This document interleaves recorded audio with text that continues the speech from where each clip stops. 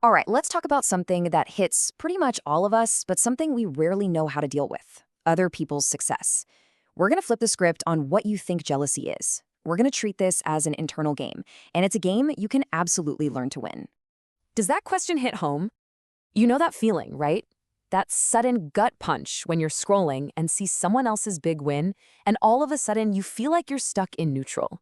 If that sounds familiar, trust me, you are not alone. Not even close. And this right here is the heart of the illusion. We're constantly comparing their shiny, curated highlight reel to our own messy, complicated behind-the-scenes footage. We're looking at their polished outcome and putting it up against our chaotic process. It's a totally unfair comparison, and yet we do it all the time. So let's not try to ignore that feeling. Let's actually walk right up to it and take a closer look. First things first, we have to understand the comparison trap itself, and that automatic and, yeah, sometimes painful sting of envy. Okay, let's get one thing straight right off the bat. That little pang of envy, that flash of insecurity when someone announces their new thing, that is not a character flaw. It doesn't mean you're a bad person. It's just a totally normal, baked-in human response. So the feeling itself isn't the problem. The real question is, what do you do next? And here's the first big mental shift we need to make. That feeling, it's not a judge's gavel coming down, declaring that you've lost some invisible race. No. Think of it as pure data. It is information. And that information is trying to tell you something really important about yourself. Okay, so let's build on that idea. In this next part, we're going to start pulling back the curtain on why these comparisons feel so unfair. Because they are. It's all about completely changing the lens you use to see someone else's success. Think about an iceberg. The success we see, the fancy job title, the public award, the perfect family photo, that's just the tiny little tip sticking out of the water. What we don't see is the massive foundation underneath, the effort, the failures, the character. That little tip is just the outcome. It has nothing to do with a person's actual worth. And this gets to the very heart of why comparing outcomes is just, well, kind of silly. You're seeing the end result, but you're totally blind to all these hidden variables. Maybe they started a decade earlier. Maybe they had family money or amazing connections. Maybe they sacrificed their health or relationships for it, trade-offs you wouldn't be willing to make. You're basically comparing your entire complicated puzzle to one of their single shiny pieces. So how do we make this practical? Well, you have to shift from beating yourself up to building a strategy. First, stop comparing these single snapshots in time. It's useless. Instead, maybe look at their trajectory. Where were they 5 years ago?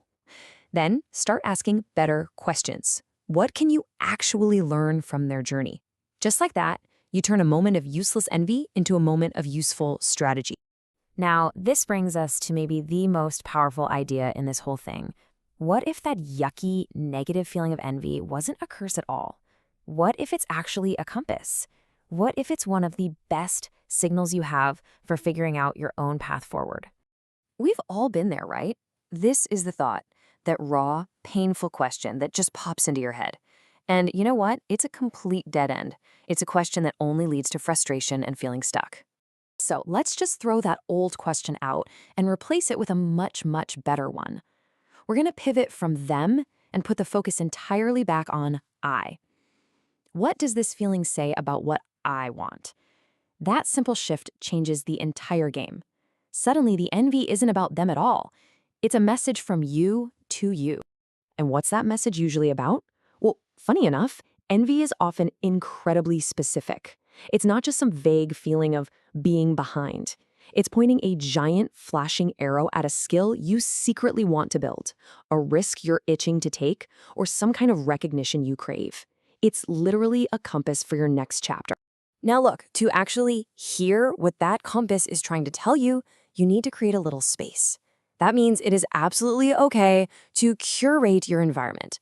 Muting an account that always makes you feel bad isn't weak, and it's not hiding from reality, it's just good mental hygiene.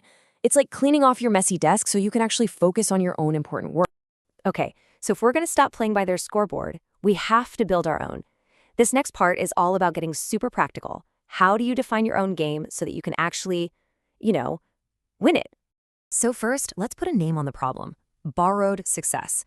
That's when you adopt someone else's definition of what it means to win. And here's the catch. When you play by someone else's rules, on their scoreboard, you will always, by definition, feel like you're losing. So what's the alternative? It's a scoreboard that's based entirely on the inputs you can control. This is a game you can actually influence every single day. It's about focusing on your actions, not on their outcomes. So what does that actually look like? Well, instead of tracking, did I get the promotion, you could track, how many new skills did I actually build this quarter?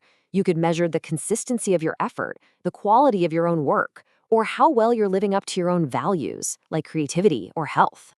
All of a sudden, progress feels amazing because the scoreboard is finally yours. Oh man, this is such a critical idea to get. Success is not a pizza. It's not a zero-sum game. Someone else getting a huge slice doesn't mean there's less left for you. The supply is infinite. And this is how you can actually turn their success into fuel for your own fire. You reframe it. Their win isn't pressure on you, it's permission for you. Their achievement isn't a threat, it's just proof that the thing you want can actually be done. It should give you permission to be even more ambitious, not less. Okay, for our last section here, let's just zoom out for a second.